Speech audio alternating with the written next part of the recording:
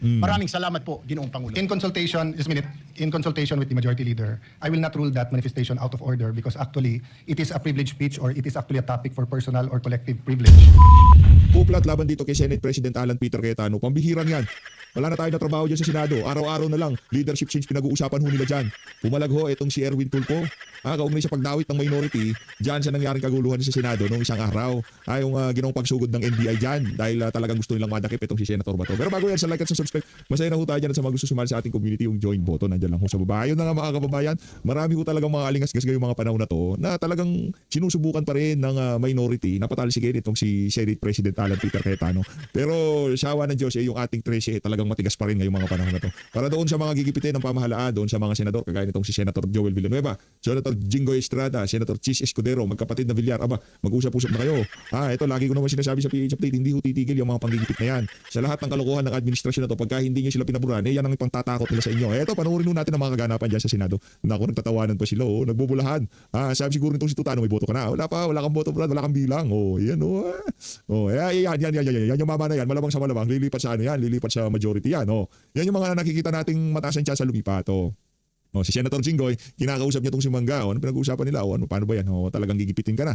Rekomendasyon ng DOJ, kakasuhan ka na. Naku, plunder. Naku, balik kulungan itong si Senator Jinggoy ata. Ayan na wala kayo boto. Huwag tayo maglokohan dito. Wala leadership change. Dinadab natin sinasabi nila. Pambihirang yan. Kawawa sa bayan ng Pilipino habang naghihirap ngayon ang ating mga kababayan ang pinagkakabalahan itong mga politiko na to. Kung sino tatrabaho sa impeachment ni VP Sara. Ayan nagtatawanan sila. Okay na ba kayo dyan? Masaya na ba lahat? Wala na mangyayaring leadership change. Hindi pwede. Sino papalit nyo kay Senator Alan Peter Cayetano? Yan si Mig Zubiri, wala nang pakialam yan. Tapos na termino niyan. Tapos na termino niya. Hindi siya re-electionist kaya kahit na mag-coup siya ngayong mga panahon na to, okay lang yan. Di ba? Meron naman boto. Ginigipit pa natin si Jinggoy. Ginigipit pa si Jinggoy, hindi pa nagka-crack. Kaya yung advice natin na kailangan talaga mag-usap-usap na itong mga senador na to para sunny person na kayo. Di ba? Hindi titigil ang pagigipit nila na yan sa inyo. Yan di ba? Si Chis Escudero, ganun din. Mag-usap-usap na kayo. Continuous yan mga kababayan. Ito si Senator Robin Padilla, kinausap niya si Senator Jinggoy. Mga kaasosasyon, alert kayo, alert ha. Pagka dumating yung oras, kailangan natin suportahan itong si Senator Jinggoy. Magtulong-tulong tayo. Suportahan natin ang ating fairy godmother. Nag-uusap-usap sila. Si Jinggoy, nagka-crack na ba? Wala pang crack. Paano ba yan? Paano tayo magma-majority? Walang gusto lumipat sa atin. Puro tayo mga aso ni Marcos Jr. kasi. Sabi siguro nitong si Tuta Soto kay Kiko Pangilinan, ikaw kasi huwag ka manigaw. Paano ba yan? Pagka napatansi si Sara, pabor ba kayo? Magsetsa tayo. Ayaw namin term extension. Gusto namin mapunta sa Malacanang sa 2028. Walang term extension. Diyan sa impeachment, magkakasundo tayo. Pero sa term extension, maghihiwalay-walay na tayo. Yan. Pag napatalsik si Sara, itong mga minority na to, sigurado, maghihiwalay na yung mga yan. Ang target lang talaga nila, ay walang Duterte sa 2028. Nagkakamali kayo. Siya nagbubulahan pa itong dalawa. May bilang na kayo. Kung wala kayong bilang, mag-umpisa na tayo. Ito na nga mga kababayan, mag-uumpisa na tayo. Privilege speech nito si Eric Sylvester, ang di umanong Amerikanong senador natin. Palakpakan natin. Ang di umanong Amerikanong senador natin. Yun. I'd like to make a manifestation. Nako, yan na. What happened inside the Senate premises last week is deeply alarming. Regardless of which side one stands politically. Ayan. I know you will agree with me, Mr. President. Many versions of the armed confrontation are now circulating. Statements were made that the Senate was under attack, while the executive denies of any offensive operation. Alangan naman. Some claim Alangan naman aminin ng mga siraulong taga-Malacanang, di ba, na talagang inaatake si Senado. Hindi naman yun ang naratibo. Ang naratibo, hulihin lang si Bato. Ngayon, yung mga nangyari na yun, kasama yun sa mga willing nilang gawin para lamang mahuli itong si Senator Bato. that the tension was triggered by the recent changes in Senate leadership.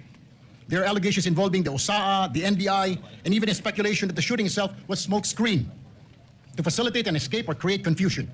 And even more disturbing are allegations attempting to implicate the minority just because nakauwi na po kami.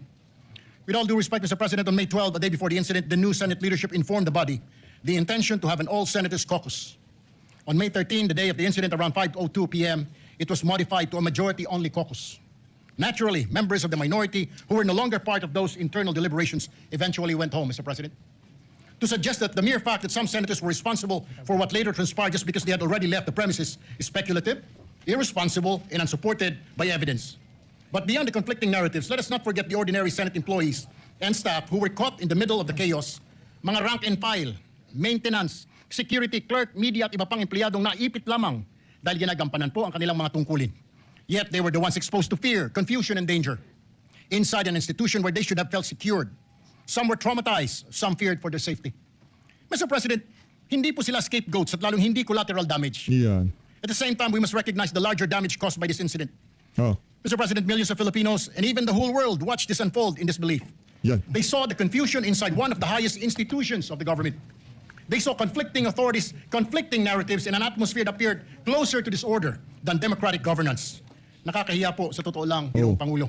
Alam mo, nakakahiya yung kinakahiya natin yung mga bagay na yan, pero yung trilyong pisong nakawan sa mga maanumalyang flood control, di tayo nahihiya. Yun talaga nakakahiya.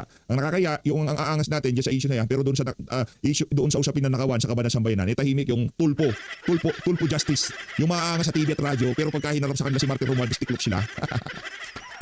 Yaya, mga walang ya. And because the public witnessed, the public deserves the truth. Nakaabang na po ang taong bayan. Nakaabang. And they have been waiting since Monday. Una, ano ba ang legal na basihan sa pagpasok ng mga otoridad sa bisinidad ng Senado kung meron man po? Pangalawa, nagkaroon ba ito ng formal na koordinasyon sa pamunuan ng Senado bago isinagawa ang operasyon at ano ang naging direktiba ng liderato kaugnay rito? Pangatlo, ano po ang mga partikular na aksyon na nag-udyok at naging mitsa ng putukan? Meron bang provokasyon mula sa alinmang panig? At aling ahensya o sino-sinong individual ang direktang responsable sa pagpapaputok ng mga baril? Alam ko po, Ginoong Pangulo, wala po kayo roon. Bagkos kayo po ay nakasalalay lamang sa mga report na ibinibigay po sa inyo. Naintindihan ko po yun. Pangapat, anong mga hakbang ang ginawa upang masigurong ligtas po ang mga senador, mga empleyado at ang media bago at matapos maganap ang insidente? Ang panghuli, ano-anong mga ebidensya po ang nakalap upang magbigay linaw sa tunay na pangyayari? One-sided yung narrative kasi, one-sided. Yung palabas ng mainstream media, talagang tinututukan nila na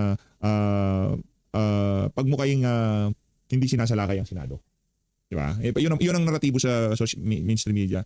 Siguro kompleto na bayad nito mga mainstream media na to sa Malacanang para SS nila yung mga ganyang klaseng naratibo. Tuloy tayo. Ginoong Pangulo, Abangan nyo ho yung video natin pagkatapos nito. Malala ho yung mga kababayan.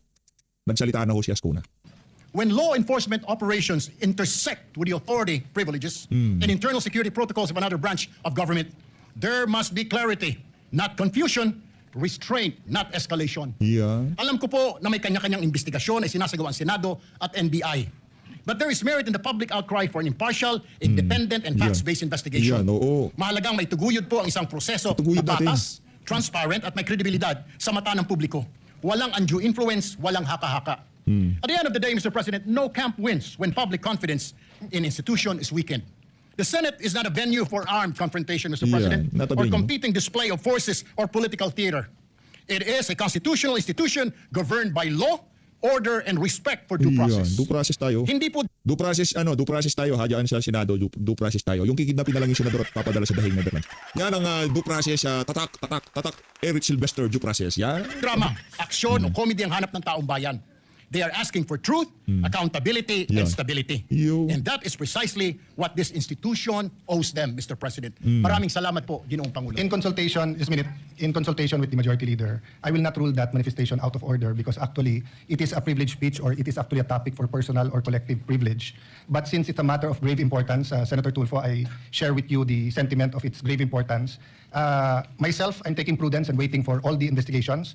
There are resolutions filed. It will be referred to the proper committee. Yan. But of the highest order, in accordance with our rules and constitution, is always the election of our officers organization. So unless anyone has a higher motion now, because actually members of the majority have also asked to speak on that matter. And we will allow everyone to speak on that matter, but we will proceed first with the election Election of muna, our election. committees. Yeah. Majority Leader? Yeah. Minority Leader, then Senator Risa. Thank you. Thank you, Your Honor, Mr. President. Papapugi na naman to sigurado. We concur. But the reference, the referral of the speech and the forthcoming resolutions will be later on. Yes. Well, it's not a speech. It's a Well, it's it's a- a manifestation. So unless there's a motion to refer, which let's harmonize it later on with the resolution filed by the minority. Yes, so that I we do would not like to refer file- it to different committees. Yes, I will like to file for a motion later on Yes. for the referral. That's in order, Minority Leader. What's your pleasure, Senator Risa? Salamat po, Mr. President. Together with the Minority Leader, I defer to the ruling earlier stated by the presiding officer. Pero just to make of record, Mr. President, naka-schedule din po ako mag-deliver sa ating agenda for the day ng privilege speech. And it's Gusto nilang i-delay pala yung pag-assign ng mga chairperson sa mga komite. Kaya itong mga to ngayon talagang palong-palo sila dito sa issue na to, di ba? O bakit nga kaya mabilis pa sa alas 4 nagpulasan kayo nung merong balita na talagang ipapadala na sa dahig Netherlands itong si Senator Bato. Pati yung mga staff daw nila takbuhan di ba? what happens po, It's the same katulad topic, nung yeah. paksa nung Yes. talumpati ni Senator Erwin Tulfo, and specifically moving forward from the events of last week and this week, Mr. President. Ang tanong, gusto mo ba maging SP? Senator Risa, Ngayon, kung gusto mo maging SP, okay tayo, wala tayong problema. Dapat doon sa package na gusto pagiging SP mo, willing ka doon sa cha-cha at term extension. Walang election sa 2020, hindi ka pwede tumakbo vice o kaya presidente. Walang problema. So, And I look forward to being able to deliver that within today's session, Mr. President. noted. So can we go to the Thank you, Mr. election? President. Mr. Senator President, Tulfo. So unless this has to do with the election, we will defer all of those manifestations later in accordance with our rule. What is the reason that you rise, Senator Tulfo? Mr. President, manifestation of support lang sana. Sorry, Senator, I made a ruling already supported by the... But I will go to you right after. Majority Leader, please recognize Senator Tulfo right after Yes, Mr. President. you read the committees. Maraming salamat po. Yes, Mr. President, with that, may I just move that we refer the manifestation of Senator Erwin Tulfo and the manifestations that were mentioned to the Committee on Rules? We will wait for the Minority Leader when we read the... Okay. resolution I later withdraw the on. motion, Yeah. Mr. President. Maybe we will take Yes, a quick... therefore, Mr. President, we will go now to the previous motion of this representation pursuant to Rule 10, Section 13 of the Rules of the Senate. I move to elect the chairpersons of the Senate Permanent Committees. I so move, Mr. President. Is there any objection? Hearing none, please proceed. Senator Pia Cayetano as chairperson of the Committee on Accountability of Public Officers and Nako, yun na. Investigations. Vice Senator Panfilo Lacson. So move, Mr. President. Nagkaroon ng ika nga. Ang chairperson itong si Sen Pia. Ayos. Sen Pia, kailan yung hearing natin? Sa kanya Blue Ribbon, talakakan. Importante wala na kay Ping. Hindi na ma-hostage yung hearing, di ba? Kailan hearing natin, Sen Pia? Ngayon kung di tayo mag-hearing, ano pa't nagpalit tayo ng liderato dyan sa Senado kung wala ring hearing na magyayari. yan. Any objection? Hearing none, Senator P is hereby elected. Senator Amy Marcos, chairperson of the Committee on Foreign Relations. Vice Senator Erwin Tulfo. So move, Mr. President. Any objection? Hearing none, Senator Amy is hereby elected. Senator Camille Villar, retained as chairperson of the Committee on Environment, Natural Resources, and Climate Change. So move, Mr. President. Any objection? If not, Senator Camille Villar is hereby elected to such. Senator Robin Hood Padilla as chairperson of the Committee on Constitutional Amendments and Revision of Codes. Vice Senator Francis Pangilinan. So move, Mr. President. Any objection? Hearing none, Senator Robin Padilla is hereby elected to that committee. Senator Camille Villar as chairperson of the Committee on Government Corporations and Public Enterprises. Vice Senator Mark Villar. So move, Mr. President. Any objection? If not, Senator Camille Villar is elected to that. Mr. President, as earlier committed, Senator Raffy Yes, Tulfo would like Senator to Tulfo, take the I floor. apologize. Thank you very much for the adhering to the ruling of the chair. We will now recognize you. Afterwards, Senator Risa is raising her hand. Mr. President, I would like to associate myself with the manifestation of Senator Erwin Tulfo. Meron lang po akong konting katanungan. Meron po bang standard operating procedure manual ang ating USAA? Number one. Number two, pagdating po sa pag-handle ng firearms, are these the members of the USAA, are they trained? And then number three, ano po bang qualifications dito mga members ng USAA natin? Who are they? What are their qualifications to be chosen as members of the USAA? Yun lang po, Mr. President. Yes. So note your questions are noted, and depends on what committee we refer to. We will consult with the minority. We'll take a recess, a short suspension when we read the committee report, because unless we agree to convert into a committee of a whole, so that the certain people can testify here, the other option is to give it to a standing committee. So let's decide that in a while. And then lastly, Mr. President, meron bang training ang members ng USAA kung paano mag-handle ng isang problema, isang situation, and do they understand the meaning of rules of engagement? Yun lang po, Mr. President. Yes. Thank you for those questions, Senator Tulfo. Senator Risa, do you want to take the floor? Salamat po, Mr. President. Yun Mr. na. President, Si Risa na, si Risa. I rise on a matter of personal and collective privilege. Mr. President, halos isang linggo na matapos ang habulan at barilan dito sa Senado. Yan. Sa loob-loob ko, hindi ako mapanatag Oh. na simula nung Ba't ikaw Lunes, umiyak? ang Ba't ikaw umiyak? Diba? Na ano ba? Nai-istorbo ba yung kaluluwa mo? ipinapakita natin ay para bang walang nangyari. Na para bang hindi nabastos ang ating institusyon, ang ating mga empleyado, at ang mga Pilipino. Hindi maliit na bagay ang nangyari dito. At lalong hindi dapat inaasa sa mga Facebook Live, press conferences at media interviews ang pagtatahi-tahi ng mga pangyayari. Ganito na ba talaga kababa ang inabot ng ating politika sa Pilipinas? Nako, ito na. Ito na ba tayo, Nako, ito na. Mr. President? Ito na ba tayo? Hindi ka magiging presidente o kaya vice president. Ang pagkapanalo mo, parang pagkapanalo nito si Soto at ni Ping. Okay? Tuluyan na bang nilihis ng politika ang ating mga pamantayan Yan. sa pakikipagkapwa?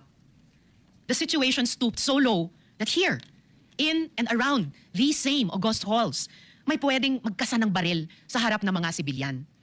Dear colleagues, kahit kailan, hindi yan nangyari sa Pilipinas. Kahit panahon ng kudeta, Yeah. not even during the darkest days. Grabe no, Senrisa, nakakaya yung executive, no? Kailangan nilang lusubin ng Senado, guluhin ng Senado.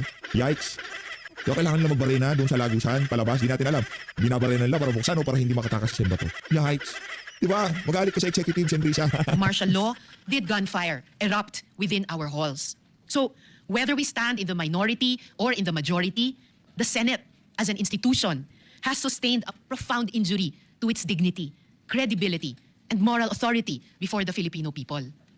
And this frustrates me every day since Wednesday, including in the context of initial findings from the investigation conducted by the Department of Justice, the Department of the Interior and Local Government, and the Philippine National Police, beginning to reveal various points. Patuloy pa rin ang investigasyon, Mr. President, at dapat lang. But still, this needs to be said. Kapag may nagpaputok ng baril, right here, Right here. in the people's house, In the people's house. kapag naghasik ka ng takot sa mga empleyado, sa media, sa security personnel, at sa mga sibilyan, kapag may natroma dahil sa karahasan, at umuuwing nanginginig at hindi mapakali sa sariling bahay, lampas na ito sa isyu ng pamumulitika. Pambabastos na yan at pang-aabuso sa lahat-lahat ng ipinagkatiwala sa Senado bilang mga lingkod bayan. As we all know, democracy has always made room for disagreement. But, dear colleagues, hindi na ito political disagreement. Hindi na ito isyu ng kampihan. What should trouble us is the manner by which disagreement is being settled, which reflects a broader national discourse that has become more coarse and unforgiving, when aggression is normalized and humiliation is treated as political currency. We cannot have a culture that proudly treats fellow Filipinos as enemies to be defeated, all in the name of clout. Yung mga pagbabanta, pambibintang, pananakit ng damdamin, hindi yan ang dapat ginagawang sukatan ng tapang. Kahit magkakatunggali sa politika, hindi tayo dapat ganyan sa isa't isa, lalo na dito sa Senado. Hindi ito tahanan ng ganyang kababang uri ng politika. Yan. Ngayon, Ano gano'ng kataas ang uri ng politika? Gaano ba ang mataas sa'yo? Kasi taas ng mga adik sa Malacanang, gano'ng kataas? higit sa kailanman, dapat manaig ang ating pagka-Pilipino. I refuse to believe na tayong mga Pilipino ay mga bulag na sumusunod sa sinumang politiko. I refuse to believe na wala nang natitirang malasakit, hiya o pagmamahal sa bayan. Kasi ang mga krisis, ang mga sakuna, hindi yan nagtatanong kung sinong kakampi mo sa politika. Lahat tayo tinatamaan at lahat tayo may responsibilidad. At tayo mismo, dito sa Senado, kaya nating magkasundo. In fact, all of the laws I myself have championed could not have passed without the support of those from across the political aisle.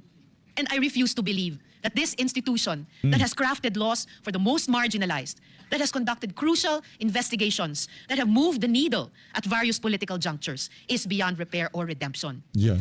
Let us remember, Mr. President, that we have a bicameral legislature with a Senate elected at large, precisely to have a body that can rise above parochial concerns and craft a vision for the entire nation. At kaya kong sabihin ng buong puso that this Senate has, at its best, shown that disagreement does not destroy our common duty. We have passed laws across party lines. That is why we cannot act as though nothing happened last week. Alam natin ang tama at mali. Alam natin kapag sumosobra na. Sobra na talaga sila sa executive. Sobra This is sila. what our country needs from us now. For the Senate, in this difficult hour, to reflect the best of our people. May we prove worthy of the trust that our people have placed in us. Marami pong salamat sa inyo at sa lahat, Mr. President. Before I recognize Senator Pia and Senator Marcoleta, you know, the Balagbago curious ito. thing is the prayer of Senator Kiko and the prayer of former Senate President Tito Soto yesterday. We all agree with it. We're just looking at it from different sides of the political lens. And many of your statements today, Senator Risa, many of us, if not all, agree. But we all won't agree that parang walang nangyari. I don't know where that came from because I don't think anyone is treating it Parang walang trivially. It's just a matter of how we can focus on it given that there is a real economic crisis, crisis of prices, oil crisis. Our stock is running out. We're convening into an impeachment court. You know, our staff are overwhelmed by the number of investigations, by the number of subpoenas that are here. They're asking us to produce so many things while we're also doing our own. So while we will agree with you and let's discuss later on which committee, I do not think anyone is acting as if parang walang nangyari. Senator Pia or Senator Ako, Marcoleta? dudurugin si Risa dito. Sorry, girl. Thank you, Mr. President. Mr. President, may Durog si I Risa ask dito. if Senator Risa would yield to a few questions? Can we take a minute suspension? Nako, balagbago kasi yan eh. Ang kapal naman ng mukha ni Risa para sabihin na parang wala nangyari. Game. Tuloy, Ask tuloy, tuloy. the Majority Leader and Senator Marcoleta their pleasure. May I request from the members, I told the Minority Leader, the former Senate President, that this is an emotional issue, not only for us, but for the whole country, given this is the Senate of the Philippines. And it's a sensitive issue because there are words that have been used. That's why I have tried to be deliberate. Wait not only for a partial investigation, but independent. Wait for every investigation to come in. Now, many members of the majority who were here want to speak on that measure. Having said that, number one, we have athletes here and I don't want to keep them here the whole day. Number two, I was about to report this, that the as Senate President, I respectfully informed the body that earlier today, 20 May 2026, the summons in relation to the articles of impeachment filed against VP Sara Duterte was duly served upon Respondent Vice President Sara Z. Duterte. A copy of the summons was likewise furnished to the prosecution panel on the same date. Under the applicable rules, Respondent is given 10 calendar days from service of summons within which to file her answer, and counting 10 calendar days from 20 May 2026. The last day would ordinarily fall on Saturday, 30 May 26. However, since the last day falls on the Saturday, the period shall not run until the next working day. Accordingly, the deadline for respondent to file her answer is on Monday, 01 June 2026. Furthermore, upon the prosecution panel's receipt of the respondent's answer, the prosecution shall have 5 calendar days from receipt within which to reply if they opt to do so. The deadline for the reply shall be computed from the day the prosecution actually receives the answer. I say this because we have to discuss the impeachment calendar, and the staff is ready to brief us. And if we can give this priority, because we have to discuss it vis-a-vis the legislative calendar, vis-a-vis the committee hearings and the session. So if we are going to all stand today, like Senator Tulfo and Senator Risa, we won't finish by midnight tonight because at least 3 or 4 senators from 8 senators from the majority wants to speak on the matter. There might be, if not those who want to speak in the minority, those who want to ask questions or interpolate. So may I ask as your Senate President na magbigayan tayo today, and if you want to put a lot of time on that on Monday, we can Balagbagan. fully discuss. I've received some Balagbagan. request for CCTV footage. We gave it right away to PNP. We will give it to you if you request it. We're also requesting CCTV footages from anyone who took it, including from the media, so that we can discuss it very intelligently with, I think, 24 senators committing that this is an important issue and we will give it the much needed attention. But let's do it with prudence, deliberately. We're dealing with our democracy here. No? We're dealing with law enforcement agencies, AFP, PNP, NBI, with branches of government, the executive and the legislative. So I know we all want to speak on it today, but may we include in the caucus what committee to give this to. I think the Senate President will, before we go on suspension, wants to put on record his recommendation. But if I may ask him, that the actual decision, given that there are other people with other ideas, we discuss it. I don't think it's a matter that you and I should discuss, but all of us. So let me ask first Senator Marcoleta. Ayun na nga mga kababayan, gusto ko namnamin natin yung mga sasabihin itong si Senpia. In-next video na ho natin mga kababayan. Di ba? Para ika nga pagbagsak ng next video natin, yung pinakaunang sasabihin ni Senpia, yun ang maririnig ng ating mga kasama dito sa PHFT. Pipitinin ko muna kayo pero wag ko kayo mag-alala. Pagkatapos nito, kung pinapanood nyo na to, malamang naka-upload na yung part nitong kay Senpia. No? So always, maraming salamat sa pagsuporta sa PH Update. Mag-ingat ho kayo lahat. Mahalin natin ang Pilipinas. Ang naratibo ngayon, pagmukayin na mahinang klase itong si SP Cayetano na pinahintulutan nyo na mangyari yan sa Senado dahil hindi sila makakuha ng boto. Ngayon, winawasak na lang. Hindi na liligawan yung taga-majority kasi alam nila mahirap dibayin yung 13. Ngayon gagawin nila ang naratibo, ang sinisip nilang narrative na pinahintulutan ng bagong liderato ng Senado yung mga ganong klaseng kaganapan noong sinugod ng executive yung Senado. So guys, maraming salamat sa pagsuporta sa PH Update. Mag-ingat ho kayo lahat. Mahal natin ang Pilipinas.